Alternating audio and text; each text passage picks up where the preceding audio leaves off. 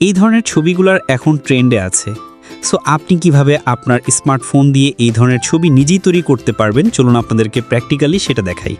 শুরুতেই আপনারা আপনার স্মার্টফোন থেকে জ্যামিনি অ্যাপে চলে যাবেন। আপনার অ্যাপসটি ইনস্টল করা না থাকলে জাস্ট প্লে স্টোর থেকে জ্যামিনি অ্যাপসটিকে ইনস্টল করে নেবেন। দেন আপনি এইখানে প্লাস আইকনে ক্লিক করে আপনি যেই ছবিটা দিয়ে এই ধরনের ছবি তৈরি করতে চাচ্ছেন সেই ছবিটা আপনার গ্যালারি থেকে নিয়ে আসবেন। আমি এই ছবিটা দিয়ে করতে চাচ্ছি, সো আমি এটাকে সিলেক্ট করলাম। এখন জাস্ট এখানে একটা প্রম্পট লিখে দিব। সো এই প্রম্পটটা আমার ভিডিওর ডেসক্রিপশন বক্স অথবা ফার্স্ট কমেন্ট চেক করবেন, সেখানে আপনারা পেয়ে যাবেন। জাস্ট এইখান থেকে আপনাকে যেইটুকু অংশ চেঞ্জ করতে হবে আমি বলে দিচ্ছি। এখানে ইউরো নামের জায়গায় এটাকে কেটে আপনার নামটা দিয়ে দিবেন। আমি আমার নামটা দিয়ে দিচ্ছি।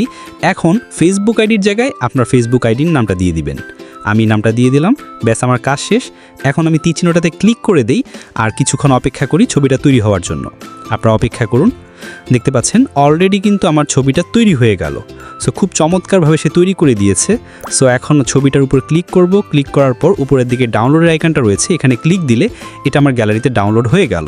সো গাইস, এই হচ্ছে মূলত প্রসেস। ভিডিওটা ভালো লেগে থাকলে অবশ্যই শেয়ার করে দেন।